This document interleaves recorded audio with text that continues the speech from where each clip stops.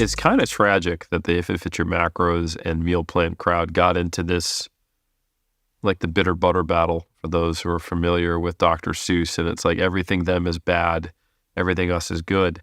Because as you can see from just your experiential description of what you went through, Brad, understanding macros works synergistically with having a backbone of a habitual meal plan. And it just gives you more options, and it enables you to look at a meal plan differently instead of thinking there's something magic about eating at these times or the foods that I've selected, but more of, oh, now I can plug and play, which is an essential skill that enables you to not be stressed when you go to a restaurant or when you travel and you have to go to a different grocery store, maybe even in a different country, because you're like, okay, but I know that just because they don't have chicken breast here, that I can fit in X, Y, or Z. Or I know just because they don't have the exact same carb sources that I can fit in this fruit or this or that, you know? So those tools are just, I mean, you can get there with just If It Fits Your Macros. Like if you just have If It Fits Your Macros, there's some pros. Like you're good traveling, you know, you just need to be able to read the food label. Hopefully it's in something close enough to English where you can just, lipides. Okay, that's fats, right? You know? But like if you only have a meal plan structure without macros, traveling, holidays, stress, people visiting, oof, that's rough. And that was what we were kind of fighting against. But I think we never acknowledged that when you have just numbers and you don't have a meal plan, that you never quite actually develop habits. You know, I remember when I used to go hang out with Berto off season '08, each meal we would just go take a trip to the grocery store and I'd figure out, let me find some new things to fit into my meals for the day. And it was this exciting thing.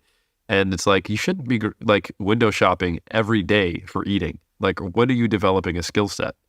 Like, that's a good skill set to have when you do not have meals with you and you get to a new place.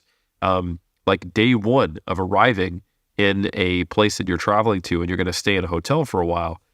Yeah, you should experience that. You see what they have, because you have these skills, you get what you need, and then you create your default diet for that week or the equivalent of it in the local cuisine and grocery stores that are available, right? With or without having, in your room, possibly a microwave or possibly a fridge.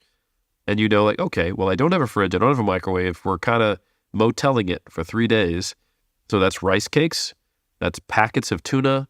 It might be, I know Andrea likes beef jerky. There's a lot of different options, I'm going to get some eggs. I'm going to hard boil them if I have an option. Maybe you don't have the ability to boil water, but you make various different decisions based upon what's available to you to create the structure that also has an appropriate amount of numbers. But as Berta was mentioning, you may be at a point where the structure is far more important to learn right now than the numbers, and that's a step down the track. And let's just create the structure. Here's what a plate looks like. Repeat that 3 times per day. Eat till you feel satisfied and have some whey protein post-training. Take some creatine and let's work on your training.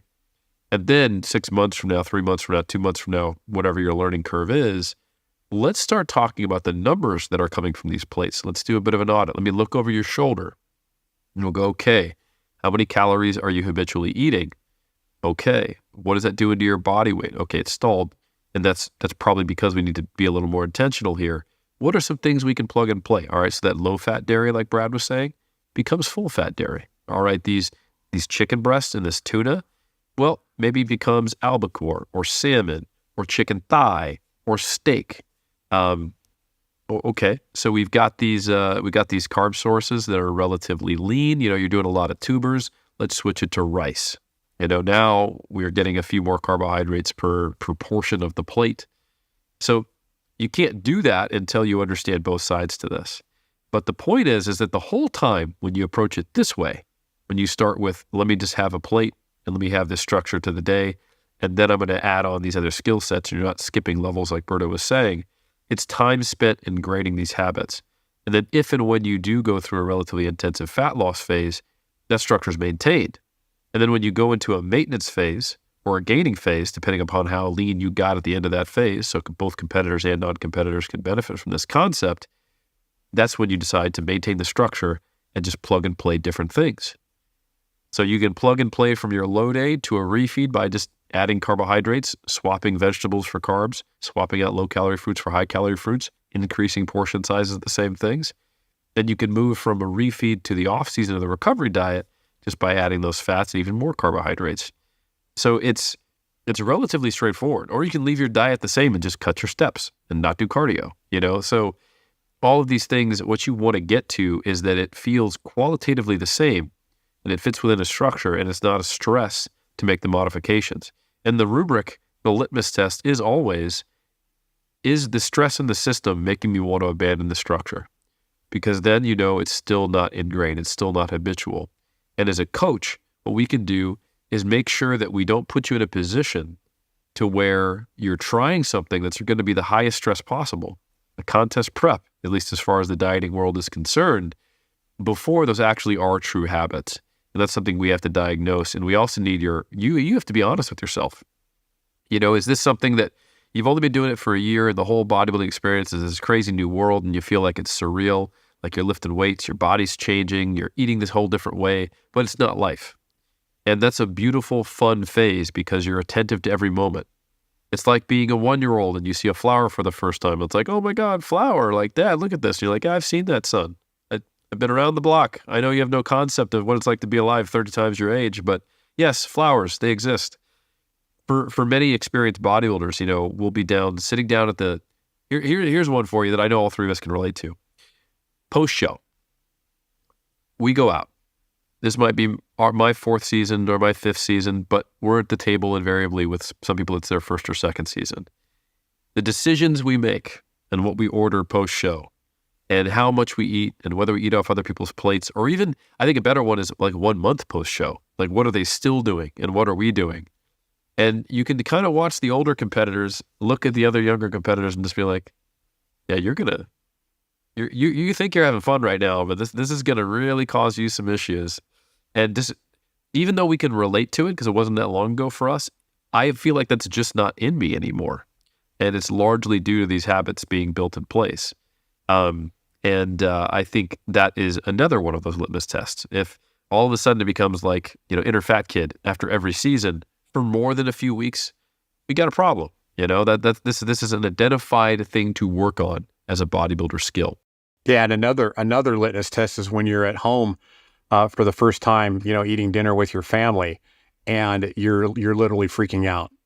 If you're literally freaking out because of what your mom is making for dinner, or lunch or breakfast or whatever, you still got a little bit of work to do, because most moms, they're gonna prepare, food the way that we're kind of talking about. There's going to be the protein, there's going to be the carbs, and there's going to be, the fats. And, sometimes the spaghetti gets in there where you got kind of like all three of them all kind of blended together, the tomatoes and the pasta and the meats all just kind of in there, right?